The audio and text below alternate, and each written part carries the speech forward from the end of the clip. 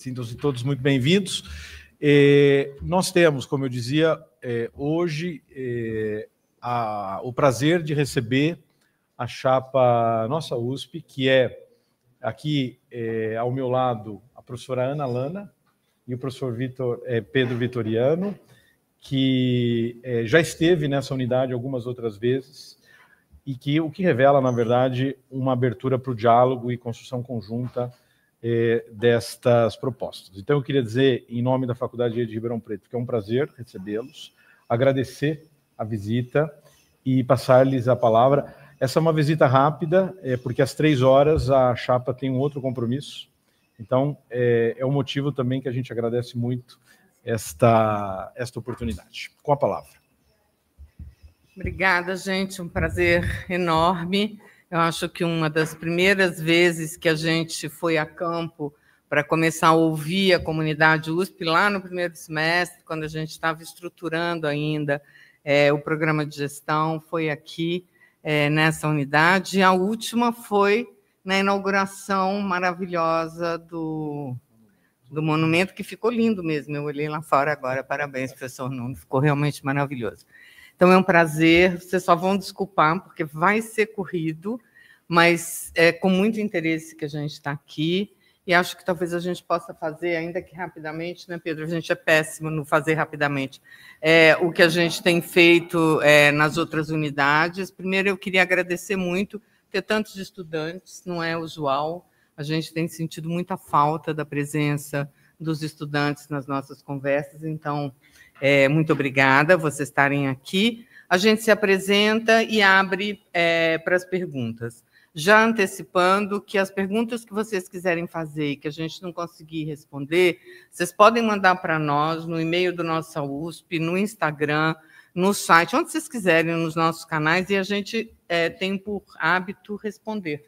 Então, a gente pode continuar o diálogo, enfim, eu acho que ainda teremos oportunidades. Então, eu sou Ana Lana, sou historiadora de formação, professora da FAO, desde muito antes de quase todos vocês nascerem. Em 1989, eu comecei a dar aula na FAO, e desde então eu desenvolvo atividades de ensino, pesquisa, extensão e gestão. Desde 2002, acho que uma atividade de gestão mais vinculada à administração central da universidade. Eu fui diretora em São Paulo da Casa Dona Yaya, que é um centro cultural localizado no Bexiga, que discute questões de mulher, saúde mental, patrimônio cultural. Depois eu fui diretora do IEB, um Instituto de Estudos Brasileiros, uma unidade da USP que tem acervos bastante expressivos e significativos sobre o modernismo brasileiro, enfim, dentre outras coisas. Fui presidente do CONDEFAT, que é o órgão estadual ligado à Secretaria da Cultura, que cuida do patrimônio cultural, histórico, artístico, arqueológico, turístico, e do Museu do Café, e dos prédios de vocês, e vocês nos detestam, mas a gente é bacana.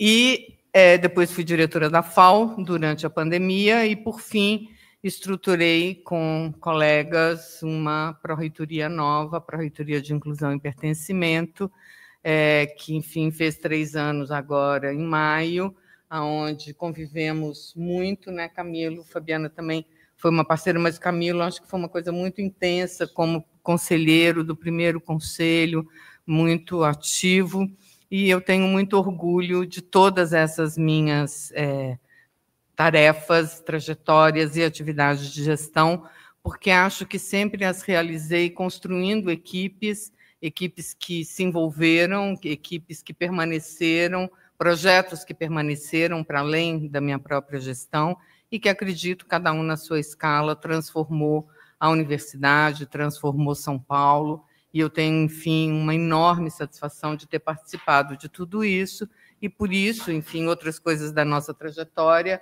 eu acho que a gente está maduro para nos apresentarmos para a posição de reitora e vice-reitor da Universidade de São Paulo. Acho que muito rapidamente é isso, Pedro. Deixa eu cumprimentar todo mundo. Ok, pessoal, boa tarde. Prazer estar aqui. Muito obrigado, Camilo, por abrir esse espaço para a gente. Uma alegria muito grande estar aqui com vocês. Acho que já é a segunda vez que a gente esteve aqui nessa sala discutindo com vocês. Eu sou o Pedro Vitoriano, sou atualmente diretor do Instituto de Química, estou na USP desde 2001 e desde então desenvolvendo atividades de ensino, pesquisa, extensão e gestão, né, que é algo que nos absorve um pouquinho, porque a gente tem um desejo de ajudar a universidade, e isso é muito bacana e muito importante. E eu tive muita sorte que as minhas atividades de gestão permitiram sempre que eu estivesse muito próximo das unidades. Eu comecei como coordenador da Câmara de Avaliação da Pós-Graduação, depois eu fui assessor do vice-reitor, secretário-geral, que é uma atividade que a gente acaba tendo muito contato com as unidades, e agora eu estou como diretor do Instituto de Química e, como diretor, eu fui presidente da CA, que também dialoguei e entrei muito em contato com várias unidades, ajudando de alguma maneira para que as unidades pudessem aí acertar as suas relações e, enfim, os seus objetivos. Então, é uma honra, um prazer muito grande ter composto essa chapa junto com a professora Ana, que me convidou logo no início desse ano, e desde então a gente começou intensamente um processo de ouvir a Universidade de São Paulo, e eu acho que o que nós temos aqui no programa é um pouco de cada um, e é muito bom quando a gente ouve as pessoas dizerem: nós nos encontramos em algum momento ali dentro, porque foi importante que vocês absorveram isso. Porque esse é o processo que a gente acredita, tanto eu quanto Ana, trabalhando nisso o tempo todo, e ainda estamos construindo o programa, porque muitas boas ideias estão surgindo a partir dessas discussões. Eu reforço, eu acho que é a primeira vez que a gente vai numa unidade com tantos estudantes. Parabéns, pessoal, que delícia ter vocês aqui, porque até agora a gente não tinha tido tantos estudantes participando desse debate conosco. É isso, acho que agora a gente pode... Nós gostamos de ouvir e ouvir o que as pessoas têm a nos perguntar, porque aí a gente traz, a partir das questões, a gente traz vocês para dentro do programa e a gente abre para as perguntas já, para que a gente não perca muito tempo na discussão. Muito obrigado, viu?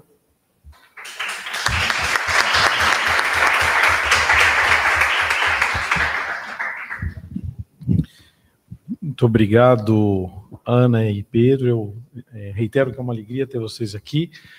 Nós temos a congregação aqui, mas também temos muitos alunos, e isso eu acho que realmente é muito emblemático desse movimento. Eu vou abrir a palavra às perguntas, mas eu gostaria de inaugurá-las com uma pergunta que foi a mesma que eu fiz para outras chapas que estiveram aqui, e eu queria ouvi-los sobre isso, que é um pouco sobre a nossa faculdade. Não é só sobre a nossa faculdade, eu acho que é sobre uma certa desigualdade que existe na universidade e que reflete nesta Faculdade de Direito de Ribeirão Preto, que é o seguinte: é óbvio que todos nós sabemos que as unidades são muito diferentes entre si, pelo tamanho, pelo tempo de existência e pelas suas inúmeras variáveis. Mas o fato é que nós estamos numa unidade nova, recém-criada, há 18 anos somente, e pequena. E quando a gente pensa para o futuro, esses elementos, o modo de gestão pode ser determinante para esses elementos. Então, me parece que a gente está diante de uma unidade que é muito pujante, que é muito nova, mas absolutamente consolidada, e que visa crescer. Só que ela não pode ter o mesmo tratamento que as unidades grandes e antigas têm. Essa unidade, o projeto que a criou, o projeto acadêmico que a criou, previa 40 docentes para um curso de graduação. Hoje, além do curso de graduação, nós temos um programa de mestrado, programa de pós-graduação que contempla mestrado, doutorado, inúmeras especializações, inúmeras atividades de cultura e extensão. Foi criado um núcleo de prática jurídica, que era ou seja, cresceu exponencialmente, e nós temos o mesmo número de docentes. Do ponto de vista de servidores, a mesma coisa. Então, qual é a visão da chapa Nossa USP para um tratamento desigual para as desigualdades que existem na universidade, pensando em unidades pequenas que tendem ou que esperam, pelo menos, um crescimento nos próximos anos. Em geral, a gente faz uma apresentação curta, porque a resposta é longa, porque são umas perguntas simplesmente muito simples, né, de serem resolvidas. Então, mas, enfim, eu acho que essa é uma questão que tem aparecido não só agora, durante a campanha, mas é uma questão que persegue, de alguma maneira, as gestões da universidade. Eu digo que na última greve, mas não apenas na última greve, mas a última greve foi muito emblemática disso, havia uma proposta, certa ou errada, enfim, mas havia uma proposta de uma distribuição desigual de claros docentes. Uma parte dos claros seriam repostos e uma parte viriam pelo que se chamava edital de mérito, enfim, por outros processos. E foi condição de encerrar a greve que os claros fossem devolvidos para suas unidades de origem. Naquele momento, isso foi negociado, isso foi aceito e ficou, enfim, enterrado, digamos assim, qualquer outra reflexão sobre esse processo. Só para dizer, então, que existem recorrentemente um reconhecimento e um interesse de diversas administrações centrais. Eu falo isso porque a FAO, a minha unidade de origem, tem um curso como aqui, o curso de design, que foi criado já há mais de 20 anos, também com essa promessa, que também não se realizou, e, apesar disso, é um curso de excelência, como a pós-excelência, etc, etc. Portanto, esse é um desafio da universidade. As últimas 300 ou 300 e poucas distribuições de vagas de claros docentes decorrendo de aposentadoria, enfim, exoneração e tal, tinham unidades que tinham 54 docentes para serem repostos. E unidades que não tinham nem 5 docentes no seu quadro pleno de professores. Portanto, essa desigualdade, ela é uma desigualdade, não é um problema de desigualdade, né? É um problema de que, se nós formos tratar a reposição de docentes simplesmente como reposição, e qualquer distribuição que dê conta da diferença fora do parâmetro da reposição, nós não sairemos de onde estamos, porque o número de claros é fixo, a gente não tem esse outro claro para poder fazer essa distribuição desigual. Então, a universidade vai ter que discutir a sua diferença, vai ter que discutir a sua diversidade, para que nós possamos pactuar coisas. Não, essa é uma coisa dificílima, mas para que nós possamos pactuar coisas. Se eu tenho uma solução para isso, um percentual mágico, não tenho. Mas eu acho que a gente tem uma concepção de como a gestão da universidade pode ser feita de maneira a nos permitir que essa discussão seja realizada. Então, em primeiro lugar, a gente acredita que é fundamental que seja retomado um diálogo entre a administração central e as unidades da Universidade de São Paulo, fundamentalmente valorizando e qualificando os projetos acadêmicos, institucionais e acadêmicos de cada um de nós, da instituição. Hoje a gente tem uma universidade pujante, uma universidade com muitos projetos, e muitos projetos muito significativos, mas que, via de regra, se sobrepuseram aos projetos e aos planos das unidades. Não que isso não possa acontecer, não que uma reitoria não possa fazer isso, não que a gente seja uma federação de unidades, mas é muito difícil a gente ter uma gestão que não busque estabelecer um equilíbrio mínimo entre as unidades e a sua própria administração, o que faz com que os órgãos colegiados deixem de ser órgãos de debate e de discussão sobre políticas universitárias. Então, eu falo que a minha vontade é fazer com que o CO seja o que foi, durante esses 3 anos, o Conselho da PRIP, que eram lugares onde nós levávamos projetos de políticas, pactuávamos, nunca ninguém estava de acordo, nunca, porque eu já disse isso, consenso na universidade não existe, a gente tem pactos que a gente constrói, provisórios, que devem ser refeitos e que são processuais, e a gente acredita nisso como um processo de gestão de pessoas e de gestão de processos. Então, a gente tem, em todos os eixos do programa, ensino, pesquisa, as práticas de extensão, de internacionalização, de reorganização das carreiras e de reorganização da administração, uma perspectiva muito transversal. Eu vou dar um exemplo, estou vendo a vice-prefeita aqui do Campos de Ribeirão, foi nessa condição que eu conversei com ela a última vez. A gente tinha uma ideia de que era necessário dar continuidade a um processo de empoderamento mesmo, eu acho que a palavra correta, às prefeituras, que junto com isso nós queríamos mudar a estrutura da CEF, que não funciona, simples. Aí nós fizemos uma reunião como essa que estamos fazendo aqui agora com os prefeitos, né, Pedro?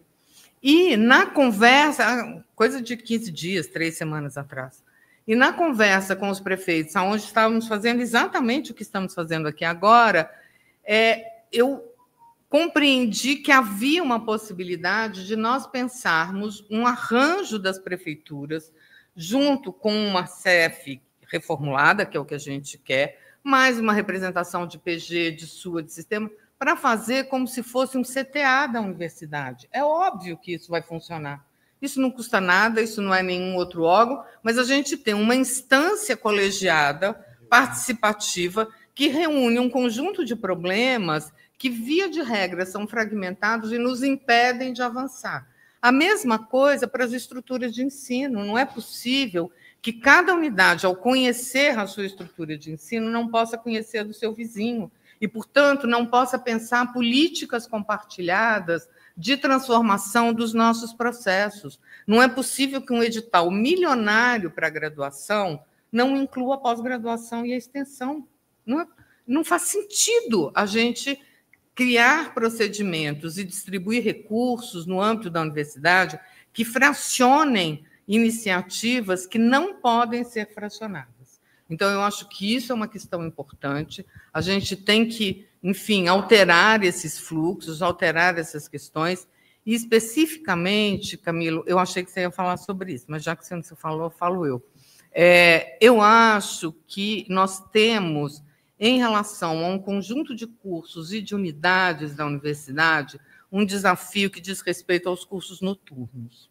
Não é um problema de vocês. Sim, não, mas eu prefiro ser mais específica. Isso não significa que eu estou dizendo que vai fazer um curso noturno, porque a gente não prometeu nada até agora, né? Nem chicletes. E vamos continuar assim. A gente não prometeu, a gente não quer prometer, porque a gente acredita que é possível fazer uma outra política, fazer uma outra prática política. Então, tudo que a gente fala decorre de consultas, de entendimentos de caminhos, de possibilidades de execução, que a gente vai ter que amadurecer, uns mais, outros menos e tal. Mas uma universidade, como a Universidade de São Paulo, que tem que crescer no seu potencial de atratividade e de significância para a sociedade brasileira, que apostou desde 2006 e depois de 2017 massivamente numa política de inclusão e de diversidade. Não enfrentar o desafio do curso noturno é um paradoxo similar àquele que o aluno enfrenta todo semestre, que ele vai fazer a matrícula, não tem vaga, e um mês depois a aula está vazia, porque ninguém fez. Não é possível que isso aconteça. Então, a gente vai ter que pegar os campos, as realidades, as unidades, repensar essa dimensão, que significa... Não é eu vou te dar 10 professores para você fazer um curso noturno, porque isso não resolve. A gente sabe que não vai chegar em 10 professores, que vai ficar mais nervoso, que não vai ter qualidade, que não vai ter bandejão, que não vai ter um ônibus, que a biblioteca não funciona. Então, a gente tem que pensar uma política acadêmica para esse tipo de desafios.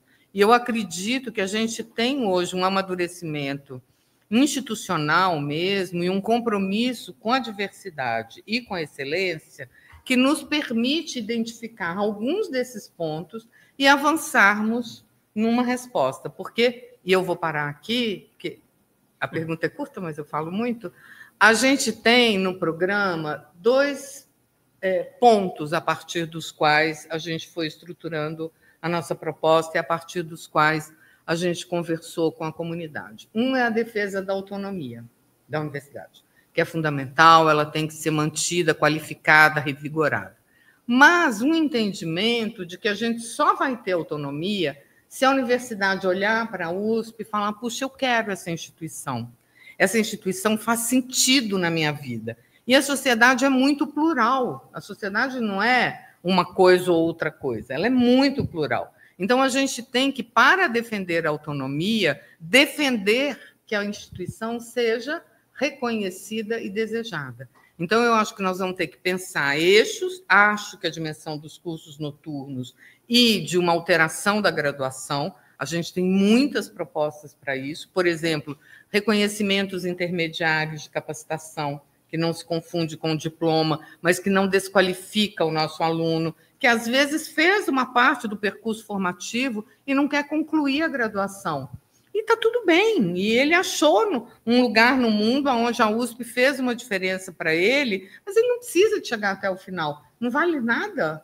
Nós investimos 2, 3 anos na formação daquele menino, não é possível que a gente não tenha flexibilidades nas nossas estruturas formativas, nas nossas estruturas de reconhecimento, nas nossas estruturas de acolhimento, portanto, nas nossas estruturas de nos fazermos presentes para um mundo que muda muito rapidamente. E a gente tem que interagir com excelência, com qualidade, com uma distinguibilidade que nos constitui como instituição para esse mundo em torno de alguns temas transversais que a gente possa eleger para isso. É esse o convite.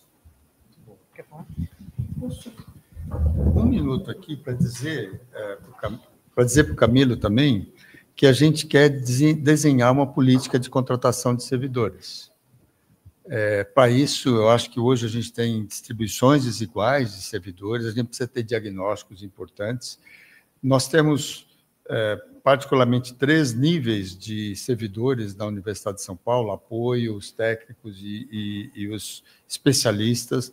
A gente espera manter uma política de contratação de técnicos e de especialistas, mas a gente vai rever, e é fundamental a gente ter apoio, porque há uma carência importante, é uma necessidade da gente ter pessoal de apoio. O professor Carlotti preferiu, nesse processo agora de contratação, não priorizar a contratação de apoio, mas a gente sabe que é um servidor fundamental, sem o qual a gente vai começar a ter uma série de problemas. Então, é importante a gente só destacar isso. Obrigado, Ana e Pedro. E eu agora passo a palavra ao público. Eu vou... já temos aqui 3 mãos. A Laura é a nossa representante discente na congregação. Então, vou passar primeiro a palavra a ela. Na sequência, a professora Yara. Primeiro, Nuno. E a professora Yara. Então, com a palavra nessa primeira rodada, vou pedir, por favor, que façam perguntas curtas, para que, se eventualmente houver mais... Oi? Numa rodada das 3, uma rodada com as 3. Laura, Nuno e Yara. Com a palavra. Boa tarde a todos. Como o professor Camilo já muito bem falou, eu sou a Laura, eu sou representante de graduação. Eu não tenho certeza, na verdade, se já saiu o final do processo eleitoral da representação discente, mas... Já? Então, eu posso dizer que estou na qualidade de representante discente junto à congregação. Eu desempenhei essa função no termo anterior também. Eu fico muito lisonjeada, tanto pela postura do professor Nuno, de pedir que eu fale primeiro, do professor Camilo, muito obrigada. Professor Pedro, professora Ana, eu gostaria de perguntar para os senhores a respeito da representação discente junto aos colegiados referentes às reitorias da reitoria, né, e das pró-reitorias, porque eu acho que uma das coisas que nós temos observado, especialmente com relação às candidaturas, com relação aos preenchimentos das vagas, é que, em questão de representatividade dos discentes do interior, a gente, às vezes, não tem uma presença tão presente, na falta de melhor palavra. E eu acredito que essa dicotomia que a gente observa, né, de capital e interior, é sempre uma coisa muito histórica, uma coisa muito presente. De fato, não tem como a reitoria estar fisicamente presente em todos os espaços, é uma coisa que é mais complexa, né, justamente por conta da questão geográfica. Mas, às vezes, e eu entendo também que a questão da representação junto aos colegiados é sempre uma questão muito difícil, muito burocrática, mas a gente observa que o número de cadeiras para os estudantes em colegiados é sempre muito pequeno, e que o número de cadeiras para estudantes que tenha esse viés territorializado é uma coisa que também não é tão visível. Então, eu acho que seria muito interessante ouvir da chapa como vocês veem a possibilidade dessa representação do corpo discente do interior junto com as instâncias de gestão em São Paulo. E eu sei que a professora tem uma série de um histórico de de ouvir muito os alunos, de ouvir alunos do interior, de ter vindo para cá várias vezes. Eu mesma já tive a oportunidade de conversar com a professora antes na apresentação do SUA, e agradeço muito, gostaria de publicamente agradecer a professora por ter dado seguimento ao que foi conversado com a gente, com a apresentação do programa do Sistema USP de Acolhimento. E é a minha pergunta. Desculpa me alongar um pouquinho.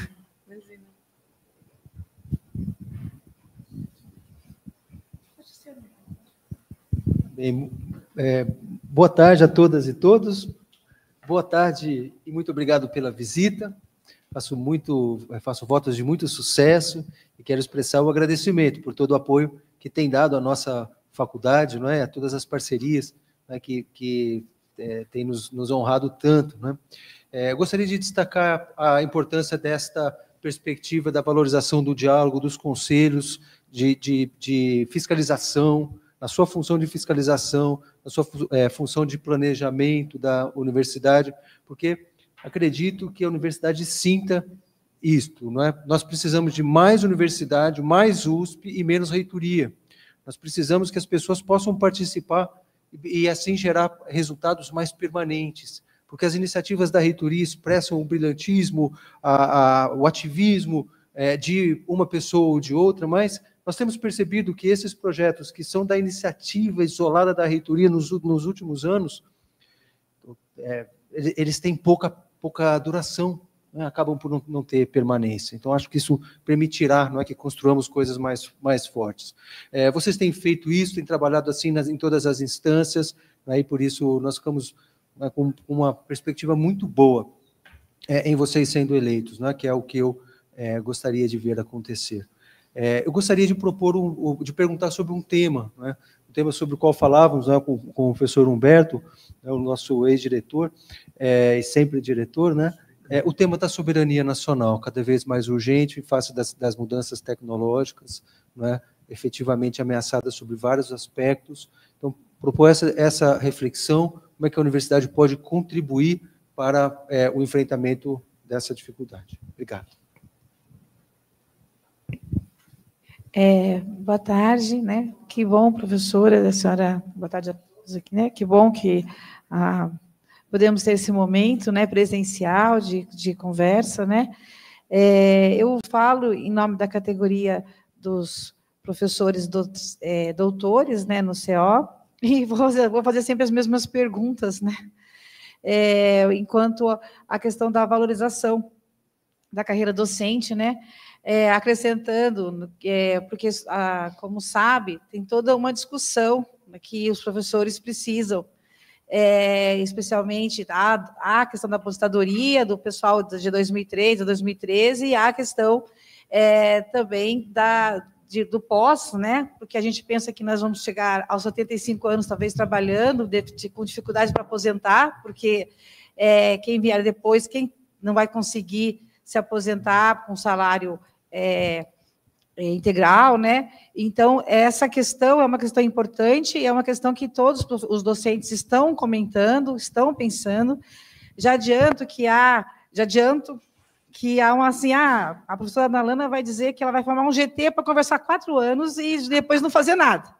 Esse é o comentário que a gente tem escutado, então, quero dar a oportunidade da senhora dizer se vai ficar 4 anos no GT e ficar assim, ou se vamos poder pensar numa possibilidade, né, de gratificação, de algo que realmente que possa ajudar nessa questão do salário. E aproveito para dizer que, como fomos obrigados a fazer o Prado, né, e que a USP mudou em relação aos projetos acadêmicos da unidade, dos departamentos, né, como é que vai ser colocado toda essa questão da progressão dos docentes. Muito bem. Vou começar pelo final. Como defesa de tese, não sei porque tem um procedimento psíquico, né, que a gente inverte a ordem. Eu queria começar a primeira área me desculpando daquele dia que nós fizemos a reunião com os professores doutores. Eu fui entender depois que quando a gente abre o link pelo nossa USP, o link não abre porque ele não é USP. Então, teve uma confusão nossa na emissão do link, você me desculpa muito, porque a gente está fazendo reuniões setoriais, fizemos com os professores doutores, e demorou para entrar, foi uma coisa muito confusa, e depois a gente identificou que foi isso, então, desculpa. Mas é porque eu não resisti à provocação.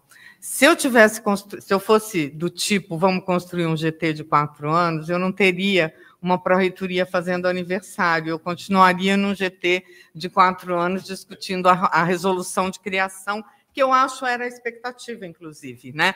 Acho que foi um certo susto quando descobriram que tinha uma pessoa que fazia grupo de trabalho, e o grupo de trabalho tinha início, meio e fim, deliberava e executava.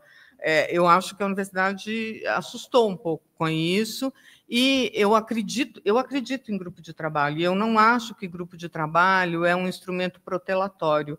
Eu acho que o grupo de trabalho é um movimento de escuta. E eu acho que porque junto com o grupo de trabalho, eu acredito em cronograma, eu acredito nas duas coisas, louca, né, varrida, velha, obsoleta, mas eu acho, a gente monta um grupo, convida um conjunto representativo de pessoas, discute, faz um documento, é assim que a gente fez, trabalhamos os últimos anos na PRIP, e eu acredito que isso funciona como representatividade. Pegando um pouco a sua pergunta, Laura, você monta um grupo representativo, ele elabora uma proposta, essa proposta circula entre as partes, porque nenhum grupo é capaz de fazer um documento e aprová-lo, isso volta, isso é formatado, isso é deliberado com a frase final, da qual nós todos na PRIP nos orgulhamos enormemente dito, dentro de um prazo X, isso será revisto. Vocês que são do mundo do direito, eu entendo que isso chama processo, né? Processo é isso, né? É uma coisa que a gente faz, sabendo que, como é complexo, como é difícil, como dialoga com o mundo social, ele deve se transformar, é natural que isso ocorra. Eu acredito nisso, e eu espero, na condição de reitora, poder continuar fazendo isso, porque não é que eu nunca fiz, eu faço gestão há, sei lá, décadas, exatamente desta forma.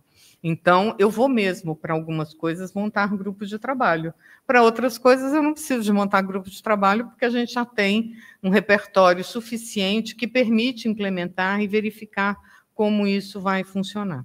Tudo o que precisar ser discutido e debatido na universidade, isso tem que ser feito por mecanismos de consulta coletivos e de reflexão, para que a gente possa se envolver e se comprometer com esses processos. Então, sim, eu farei, mas não de 4 anos.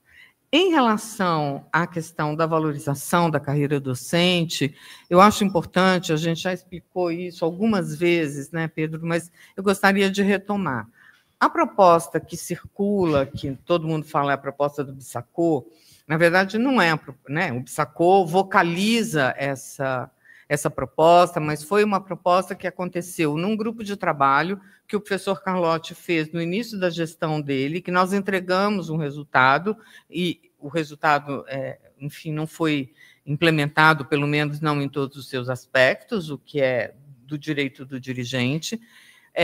O Bissacô, portanto, organiza um modelo que ele chama aí um modelo inspirado na Universidade Estadual do Amazonas. Eu não quero esse modelo, porque esse modelo, para ele ser implementado, tal como ele está desenhado, ele precisa de uma autorização do governo do Estado.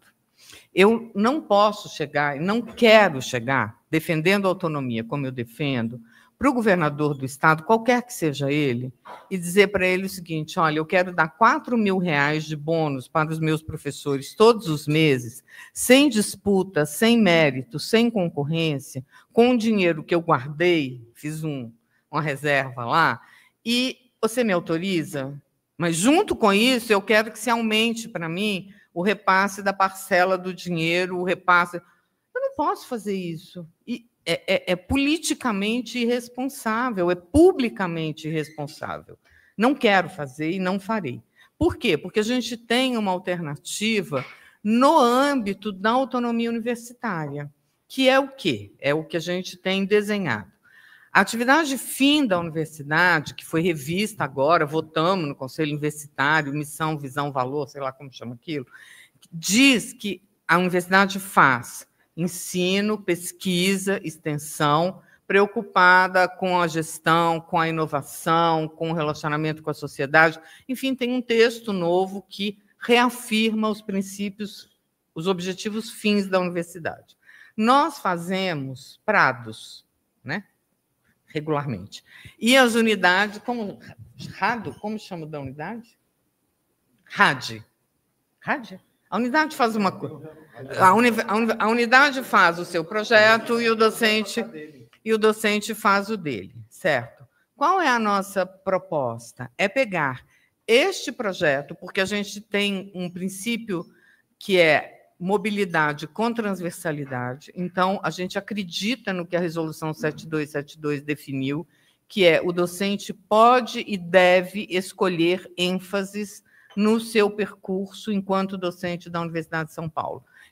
O próximo período, possivelmente a ênfase de você será gestão, no próximo período vai ser outra... Enfim, temos que fazer tudo, mas temos ênfases que foram estranhamente suprimidas desse prado agora, eu não entendi por quê, porque a Resolução 7272 diz que tem ênfase, e é ela quem está orientando o nosso projeto acadêmico. Mas, enfim, valorizar a ênfase, e o docente decide, eu quero a minha próxima ênfase em gestão. Por quê? Porque eu vou fazer isso, isso e isso, não é que eu vou ocupar um cargo, é o que eu vou fazer ocupando esse cargo. Enfim, eu tenho um projeto para essa minha ênfase no meu próximo período avaliativo. Isso foi aprovado?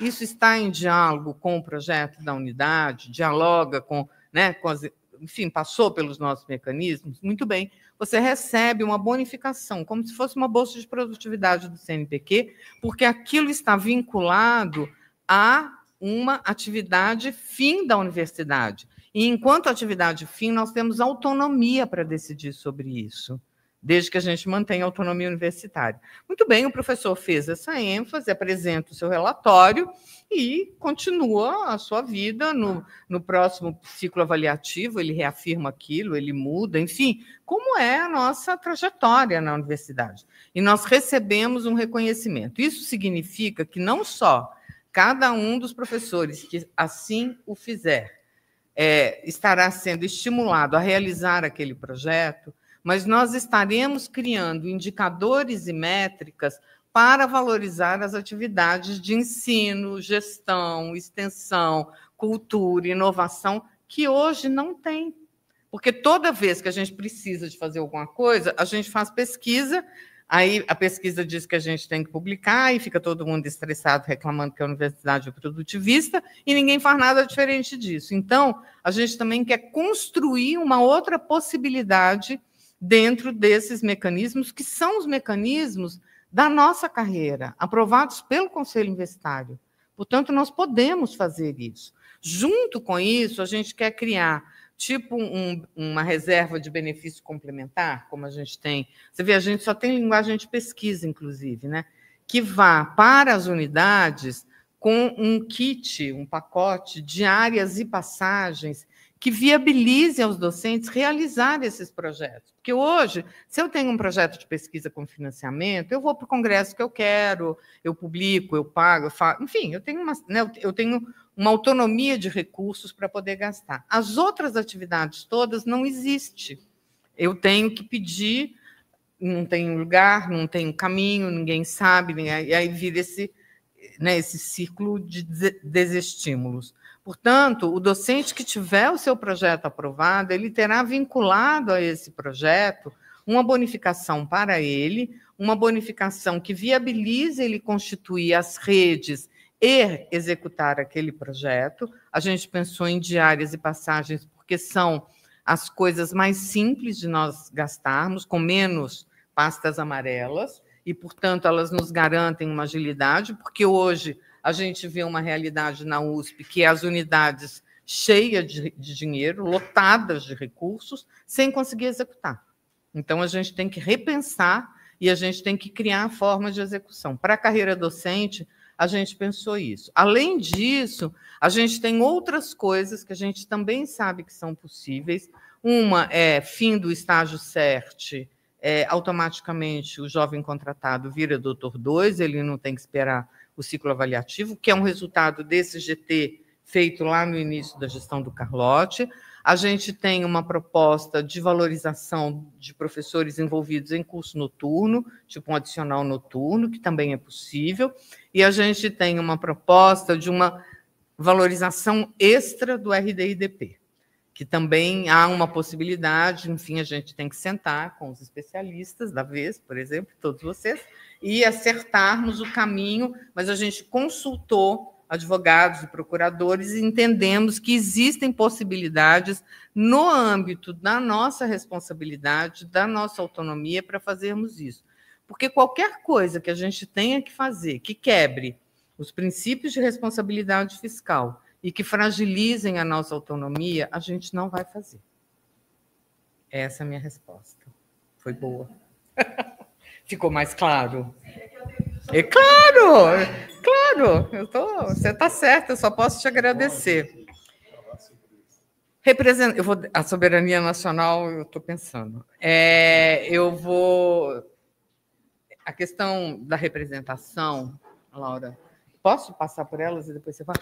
Eu acho que ela é uma questão muito significativa na universidade, porque, tudo bem, a gente não tem 70, 15, 15.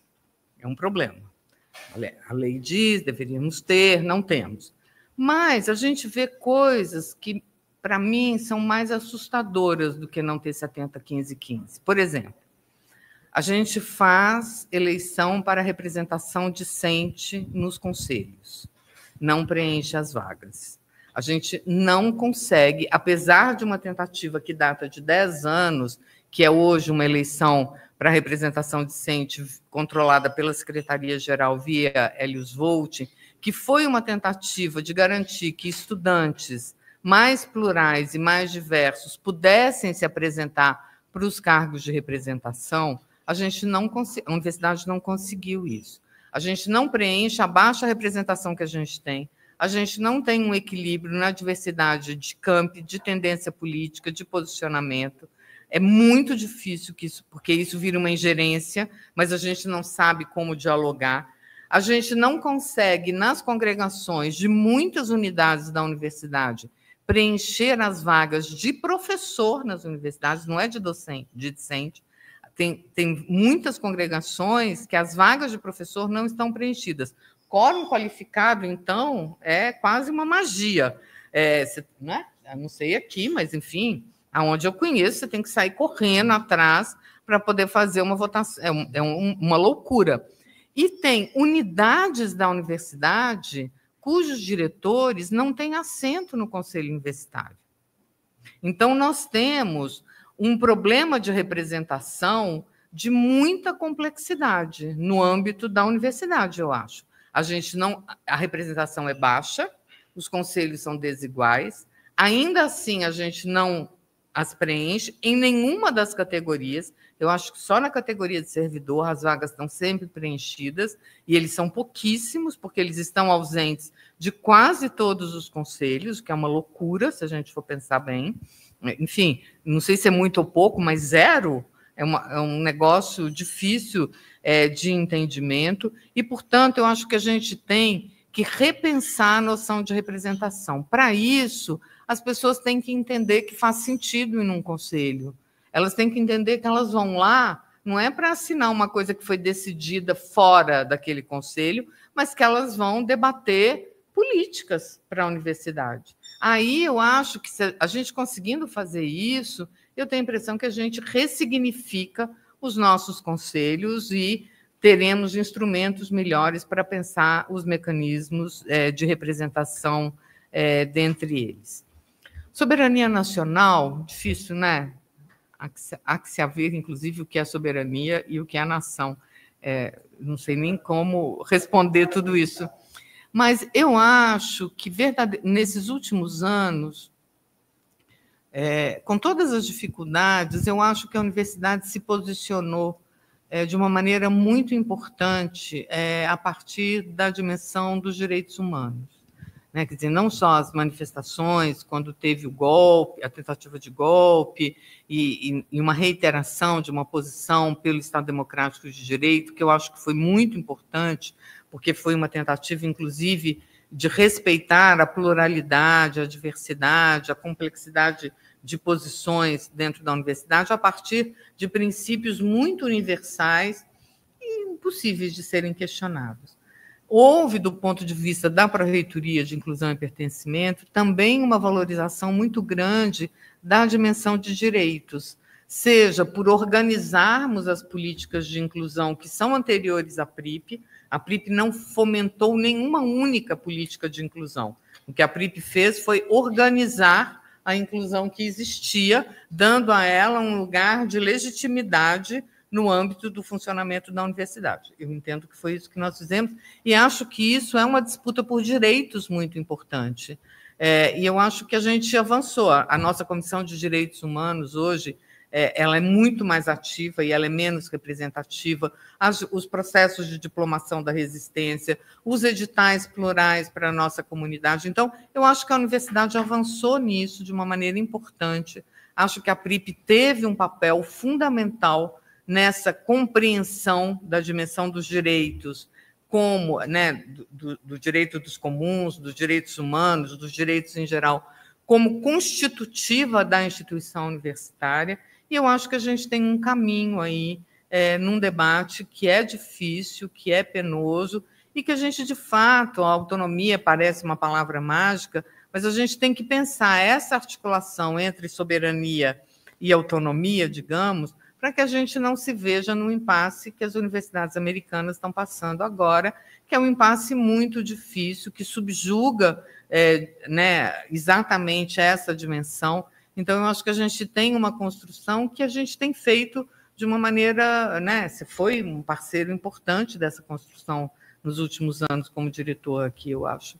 E eu acho que a gente tem um caminho aí que está sinalizado, que é um caminho tenso, e que a gente tem a obrigação social mesmo de cuidar dele, eu acho. Pedro? Só complementando o que a Ana está colocando, nos preocupa hoje, talvez vocês tenham até mais, eu creio que a USP está muito pouco representada dentro dos círculos políticos de Brasília e do Estado de São Paulo. Nós já tivemos mais representações. A nossa Superintendência de Relações Institucionais, me lembro do professor Poveda, inclusive, que já foi daqui, tinha Porque, veja, como é que você fala em manter a autonomia se a gente não está presente nos círculos onde essas coisas estão sendo discutidas? Então, a gente está evoluindo. O professor Carlotti assinou vários acordos importantes com o STF, com o Tribunal de Contas, etc. Mas o que eu estou dizendo é aquela presença. E quando a gente fala presença, é algo que a gente chama sempre, ou seja, institucionalmente você tem uma presença da USP circulando em Brasília e circulando, por exemplo, aqui na Câmara dos Deputados, entre o governo federal, entre o governo estadual, porque é uma forma, você até fez a pergunta, quer dizer, como nós podemos contribuir? Nós precisamos estar lá presente. Não só para entender isso, tem tido vários alertas, inclusive de colegas que individualmente, esse que é o que nos preocupa, cabe a um docente, individualmente, fazer um movimento em que ele vai circular e ele encontra caminhos para as coisas acontecerem. Brasília hoje tem muito recurso sendo aplicado em vários tipos de projeto, tipo esportes, e as emendas parlamentares, a gente perde, porque nós não temos interlocução. Está faltando interlocução. Então, eu e Ana, nós discutimos muito isso, a gente tem que retomar esses caminhos de interlocução com Brasília e com o governo do Estado. Eu acho que isso faz complemento que a Ana comentou. Temos tempo para pouco. Falei mais uma ou duas, né? Claro. Desculpa, Camila. Eu vejo 3 mãos levantadas, então eu acho que é realmente a última sequência de rodadas. A Cris, o Davi e a Laura.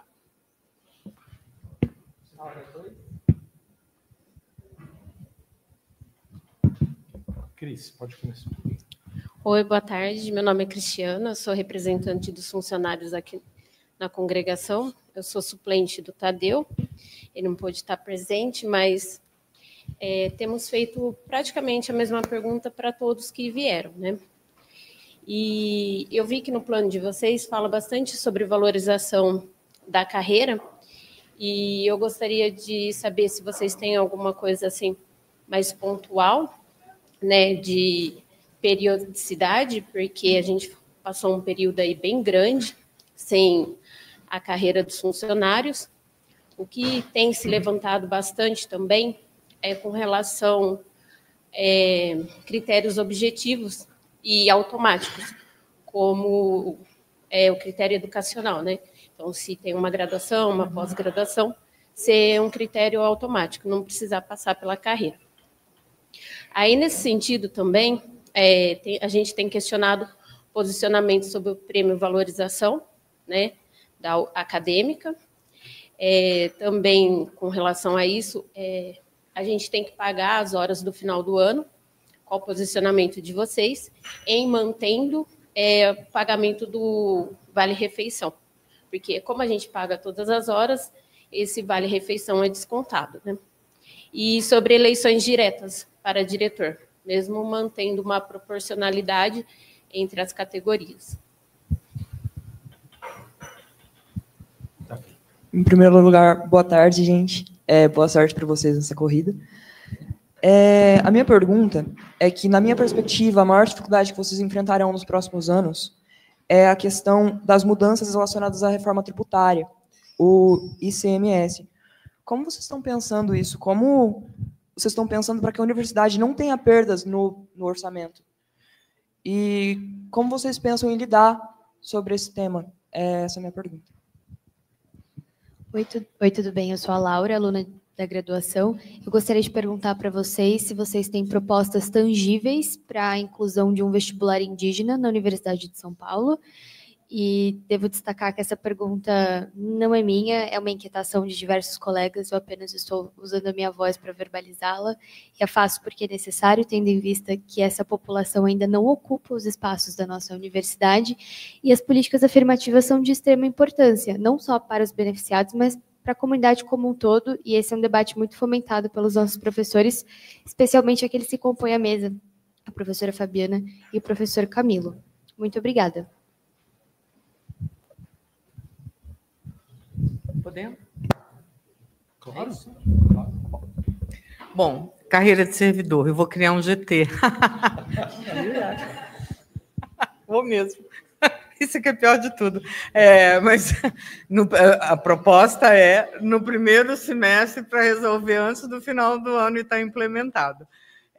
Porque eu acho que tem alguns temas que, de fato, foram temas que a gente sabe que são importantes, outros que apareceram durante a campanha, para os quais eu não tenho clareza mesmo, nem dos impactos, nem das implicações, nem das formulações.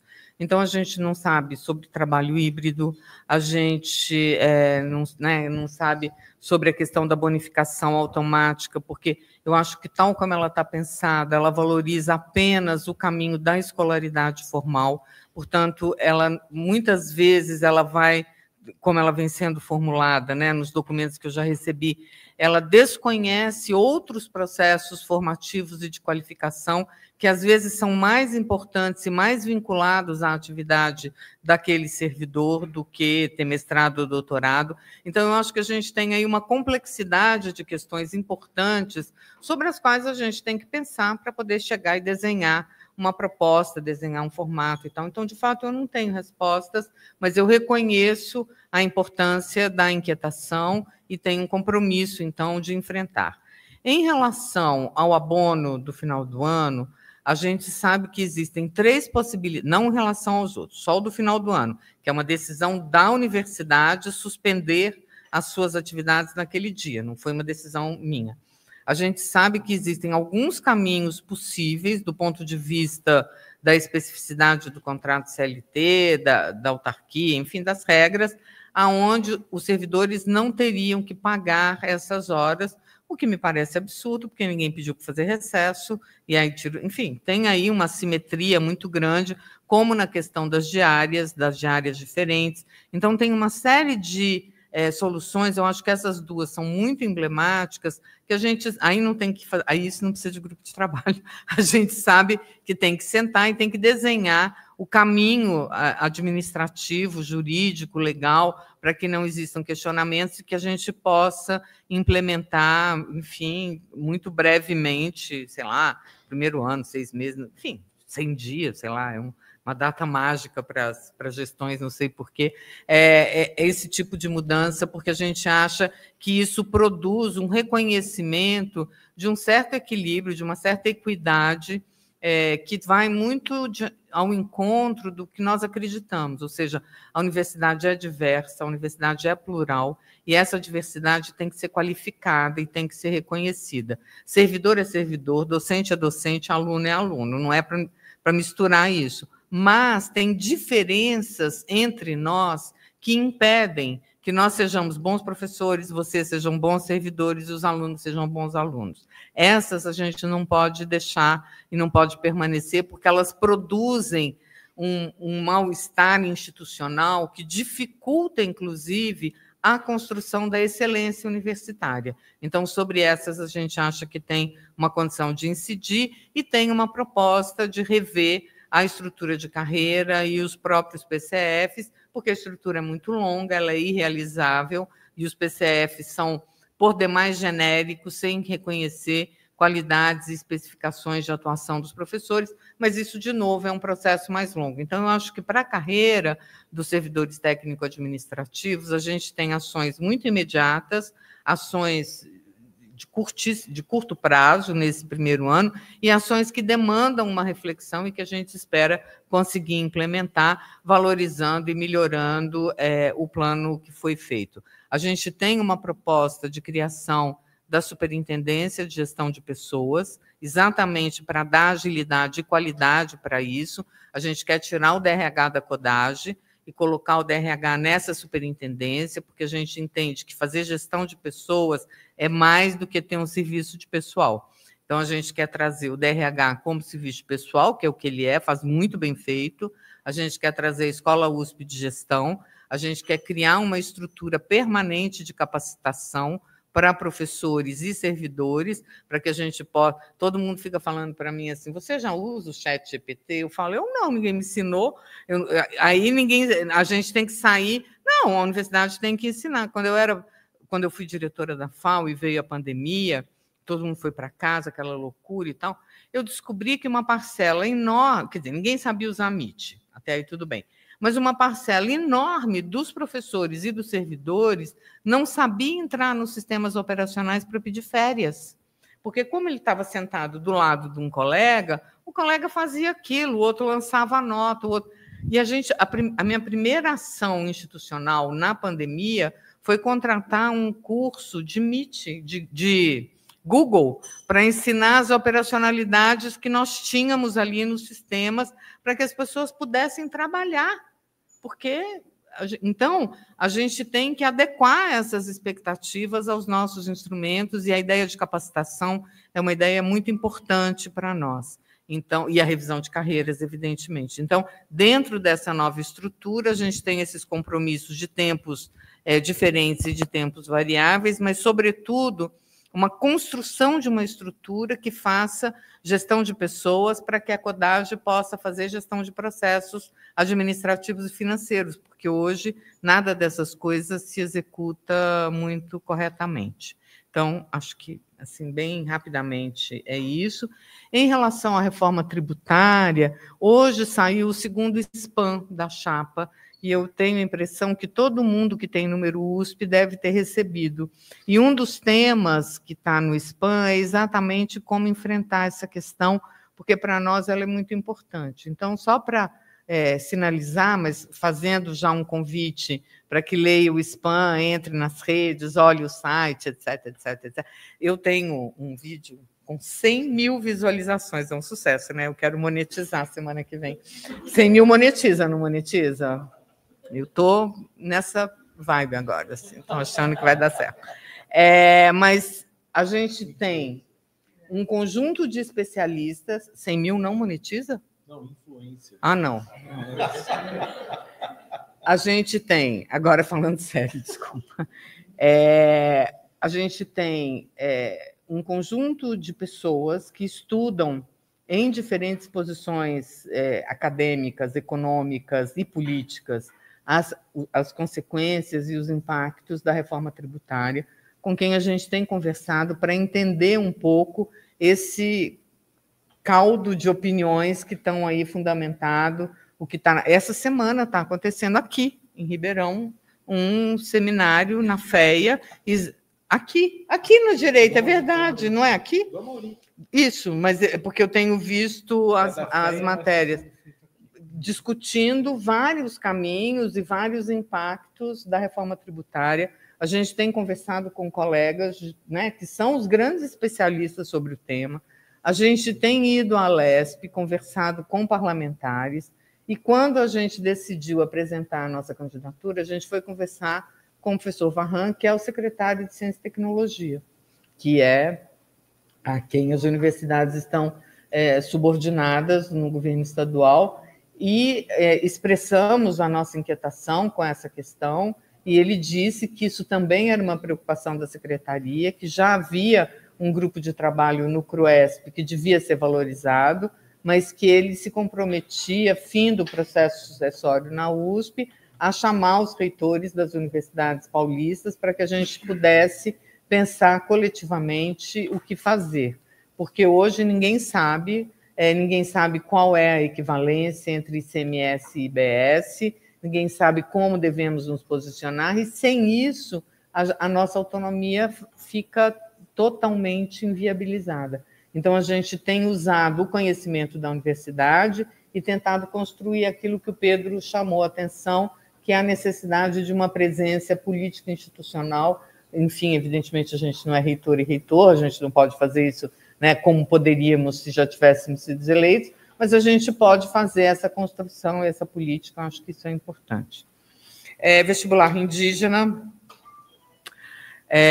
enfim, o que na Pró-Reitoria de Inclusão nós fizemos ao longo desses anos foi criar políticas para as populações que estivessem marcadas por posições das cotas, das ações afirmativas, mas não só elas, que já estivessem dentro da universidade. Então, nós trabalhamos muito com os grupos indígenas da universidade, fizemos vários editais, patrocinamos todos os seminários, todas as pautas de discussão, mudamos de acordo com demandas dos grupos indígenas, que são vários, a documentação necessária para as comissões de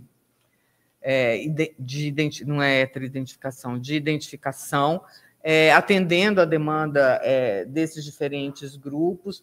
Temos um trabalho, inclusive, ontem a gente ainda estava discutindo isso, de política linguística que reconheça também, no âmbito da universidade, a diversidade da dimensão linguística ligada aos povos indígenas.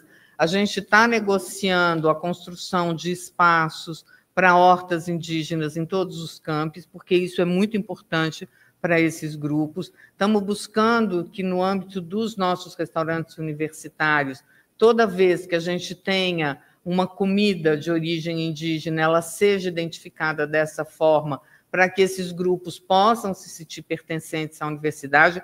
Então, eu acho que, do ponto de vista da Pró-Reitoria de Inclusão, nós fizemos um conjunto enorme de ações, Não discutimos o vestibular indígena, porque não é da atribuição da Pró-Reitoria a discussão disso. Mas a questão do vestibular indígena, agora falando como candidata, ela passa por um conjunto, hoje, muito grande de experiências. Aqui em São Paulo, a gente tem, no mínimo, na rede pública, né, nas universidades públicas, a experiência da UFSCar e a experiência da Unicamp, que são experiências que levam a desafios e a entendimentos do que significa o vestibular como forma de acesso e a presença desses grupos a partir dessa política de cotas, com resultados muito tensos e muito discutidos e discutíveis para os grupos indígenas e para a própria instituição. A gente tem um conjunto enorme de universidades federais que produzem acesso ao ensino superior junto à população aldeada. E a gente não tem nenhuma discussão no âmbito do Estado de São Paulo sobre como ingressar na universidade os indígenas urbanos não aldeados, que esses sim são um percentual enorme da nossa população. Então, eu acho que o vestibular indígena em si é uma bandeira, mas é uma bandeira que precisa ser amadurecida para ser transformada em política. Então, se isso for desejo desses grupos, a gente pode fazer um processo de discussão, mas que até hoje não passou, nesses 4 anos, pelo menos, onde eu tive, digamos, uma intensidade maior de diálogo, não passou de uma bandeira e não veio como uma proposição de reflexão e de tentativa de elaboração de uma política considerando as nossas experiências. Então, acho que é um pouco isso agora que dá para falar. Beleza. Estou preocupado com o horário do cedo, né? Que tem que ir Bom, como eu disse no início, nós temos um teto de horário porque a chapa visita outra unidade. Eu queria, mais uma vez, agradecer essa visita. E, mais do que tudo, dizer que, como membro dessa universidade, como diretor dessa faculdade, eu me sinto muito tranquilo em ter uma chapa com esta formação, com esta visão. Eu posso também dizer que trabalhei de perto com a Ana por mais de 3 anos, e os GTs são, sim, uma forma de ampliação da voz democrática da universidade, combinada com resultado e efetividade. Foi uma honra ter trabalhado do seu lado, foi muito bom. Então, quero também deixar registrado isso e desejar uma ótima continuidade. A gente está chegando muito próximo agora, né, da reta final, e desejar muito boa sorte, boa caminhada para a chapa nossa USP, agradecendo mais uma vez o privilégio de ter tido vocês aqui hoje. Obrigada. Muito obrigado. Eu queria me despedir antes, agradecer, me desculpar de ter sido tão acelerado.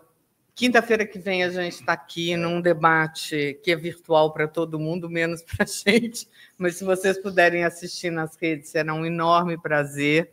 Dia 18 tem a consulta à comunidade, que para nós é muito importante, porque é uma hora que cada um vota num voto secreto, individual e, né, universal. E no dia 27 tem aí a eleição propriamente dita na Assembleia Universitária. São 3 momentos importantes. Para nós tem sido um privilégio, né, Pedro, poder discutir com a universidade, apresentar as nossas ideias, ouvir a universidade e fazer ativo uma coisa que a gente acredita muito, que é o processo de escuta como um processo de transformação, como um processo de troca, de interação, de fazer junto, de fazer com todo mundo, de fazer a nossa USP nessa perspectiva. Mas eu queria também dizer que eu acho que a gente pode ser reitora e reitor da universidade, apesar de eu ser mulher, porque aparentemente isso anda aparecendo por aí como um empecilho. E eu queria dizer para vocês que eu acho que não é um empecilho, eu acho que eu posso ser reitora apesar de ser mulher, né, Fabiana? Muito obrigada, gente.